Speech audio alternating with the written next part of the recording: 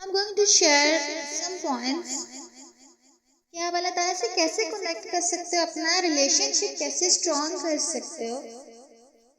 تو سب سے پہلے تو آپ کو یہ جاننا بہت ضروری ہے اللہ تعالیٰ ہے کون، کیا ہے یہ تخلیق، کیوں کی پوری دنیا کیوں بنائی، اللہ تعالیٰ کے بارے میں جاننا بہت ضروری ہے۔ فرسٹلی یہ چیز اللہ تعالیٰ کی معرفت، اللہ تعالیٰ کے بارے میں نالج ہونا بہت ضروری ہے۔ ایسے لوگوں کو سمجھ نہیں آتا کہ کہاں سے سٹارٹ کریں۔ اللہ تعالیٰ کے کلام سے، اللہ تعالیٰ کے اپنے الفاظ سے، یعنی قرآن پاک سے اللہ تعالیٰ نے قرآن پورا کا پورا بھیج دیا آپ کے لیے۔ ایک بہت بڑی مسکنسپشن ہے ہمارے کلچر میں، پاکستان میں، انڈیا میں بھی شاید، کہ قرآن پاک صرف علماء کرام کے لیے ہی، ان کے لیے ہی ہے کہ وہ ہمیں پڑھ کے سنائیں گے، بتائیں گے بس۔ کیونکہ ہم لوگ صرف عربک پڑھتے ہیں، ہمیں عربک سمجھ میں نہیں آتی، تو بس ہم لوگوں کو یہ کہہ دیا گیا کہ آپ اس قرآن کو سمجھ نہیں سکتے، آپ کا کام ہے صرف اس کو الماری میں رکھ دو برکت کے لیے، یا پھر بس آپ چھوٹی موٹی تلاوت کے لیے دس از انف۔ یعنی آپ کا وہ لیول ہے نہیں کہ آپ قرآن پاک کو سمجھ سکتے ہیں، اس کے لیے آپ کو یہ کرنا پڑے گا، وہ کرنا، یعنی بہت ساری چیزیں اس میں لوگ بولتے ہیں نا، بہت سارے لوگ ایسی باتیں کرتے ہیں، اور اللہ معاف کرے کچھ کائنڈ آف ریلیجیس لوگ بھی ایسی باتیں کرتے ہیں۔ قرآن سے ہمیں دور کر دیا گیا، قرآن ہے عربک میں۔ سب سے پہلے کیا کرنا چاہیے؟ عربک کو اتنی مشکل نہیں سیکھ سکتے ہیں ہم سب لوگ، اگر ہم انگلش سیکھ سکتے ہیں، ادر لینگویجز، چائنیز، جو پتہ نہیں کون کون سی اتنی مشکل زبانیں لوگ سیکھ سکتے ہیں، تو عربک بھی کوئی زیادہ مشکل نہیں ہے، اگر آپ سیکھنا چاہیں تو سیکھ سکتے ہیں۔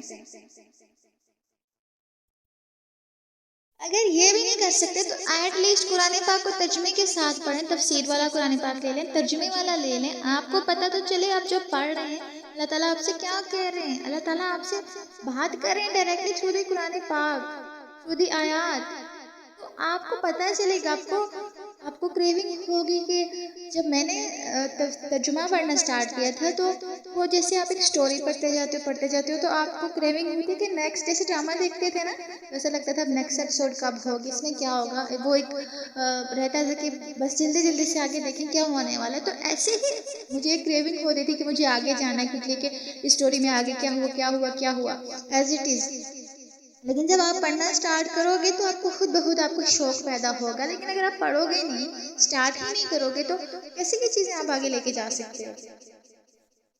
یہ نہیں ہے کہ قرآن پاک صرف اور صرف علماء کرام کے لیے نازل کیا گیا ہے، یا انہیں کے لیے نازل ہوا ہے بس۔ فقہ کے جو مسئلے ہیں، اس طرح کے جو بھی مسئلے ہیں، ڈیفینیٹلی وہ علماء کرام کا کام ہے ان کو سالو کرنا، ہمارا کام نہیں ہے، کیونکہ ہمارے پاس اتنا زیادہ نالج نہیں ہے۔ بٹ اس کا مطلب یہ تو نہیں ہے نا کہ ہم قرآن کو، سیرہ کو پڑھنا ہی چھوڑ دیں۔ لیکن جو قرآن پاک سمپل باتیں آپ کو انسٹرکشن دے رہا ہے لائف میں، اللہ تعالیٰ آپ کو اپنے بارے میں بتا رہے ہیں، وہ تو سمجھ میں آتی ہے نا وہ بات۔ اللہ تعالیٰ آپ کو اپنی کریشن کے بارے میں بتا رہے ہیں، اس کو پڑھو، اس کو دیکھو، اس پہ غور کرو۔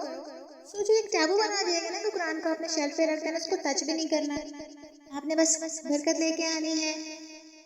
ٹھیک ہے، قرآن پاک کی برکت ہے، اس میں کوئی شک نہیں ہے، اور آپ کو عربک پڑھنے کا بھی ثواب ملتا ہے، اس میں بھی کوئی شک نہیں ہے۔ لیکن وہ پوائنٹ اس کہ آپ کا جو قرآن پاک کے ساتھ کنیکشن ہے وہ آپ نے لوز کر دیا ہے۔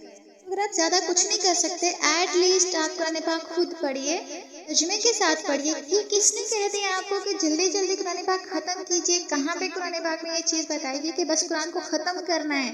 ہر آیت میں یہی کہا کہ سوچو سوچو سوچو۔ ایمان والوں کے لیے کہا گیا نا، یا ایھا الذین آمنوا، ٹھیک ہے؟ تو ہم لوگوں نے ایک کانسیپٹ بنا لیا کہ ہم نے رٹا لگانا ہے، قرآن کو بس پڑھتے جانا ہے، اگر پڑھ بھی رہے ہیں نا تو کسی دوسرے سے زیادہ آگے نکل کے اس کو بڑھا چڑھا کے بتانے کے لیے کہ میں نے اتنے قرآن پاک ختم کر لیا۔ لیکن تمہیں سیکھا کیا اس قرآن پاک میں سے؟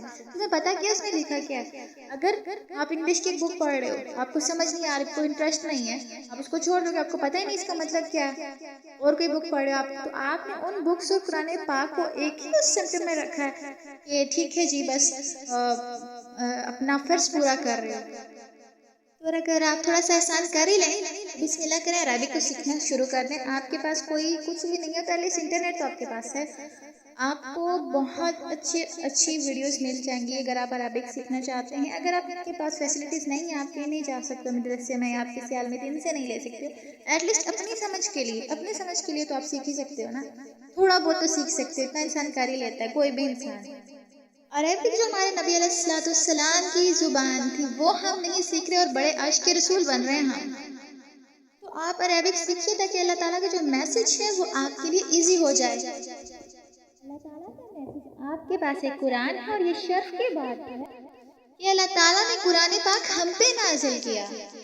I was reading somewhere کہ بہت سارے فرشتے ہیں جو اس چیز سے محروم ہیں کہ وہ قرآن پاک کی تلاوت کر سکیں.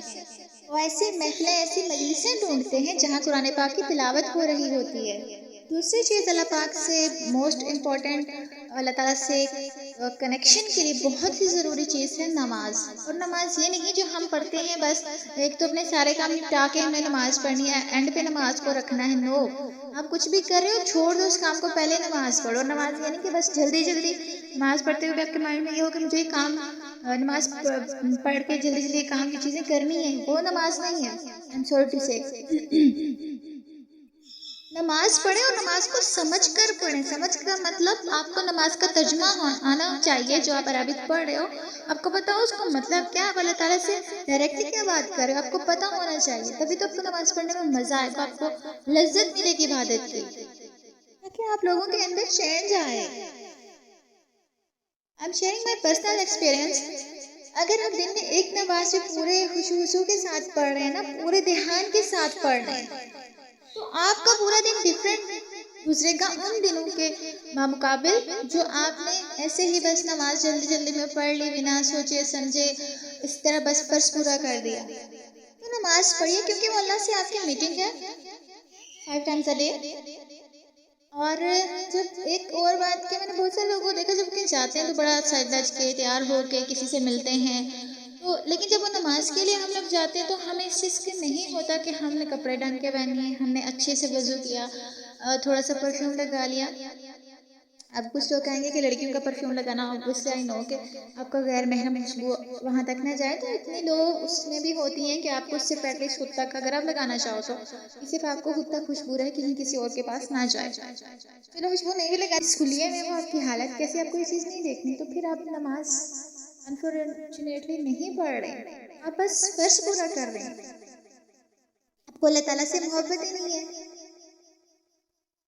اللہ کے نبی علیہ السلام کی حدیث مبارک کا میں مفہوم شیئر کروں گی کہ زمین پہ ایک انسان چل رہا ہے اور ہم لوگ اسے نا بڑا حقیر سمجھتے ہیں. ہم لوگ سمجھتے ہیں انسان کی ایسی کوئی ویلیو ہی نہیں ہے. اور واللہ آپ صلی اللہ علیہ وسلم نے فرمایا اگر وہ اللہ پہ قسم ڈال دینا کہ یا اللہ یہ کام ایسا کر دیں، تو اس کا ہی اللہ کے سامنے اسٹیٹس ہے کہ اللہ تعالیٰ اس کی لاج رکھنے کے لیے وہ قسم وہ کام کر دیتے ہیں.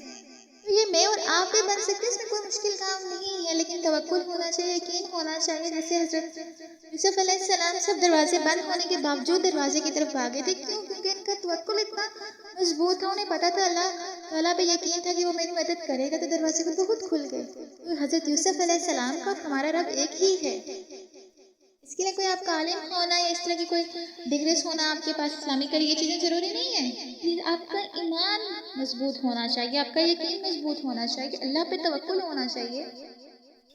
اس علم از ویری امپورٹنٹ. اللہ تعالیٰ نے قرآن پاک میں فرمایا اللہ تعالیٰ سے ڈرتے ہی وہی ہیں جو علم والے ہیں.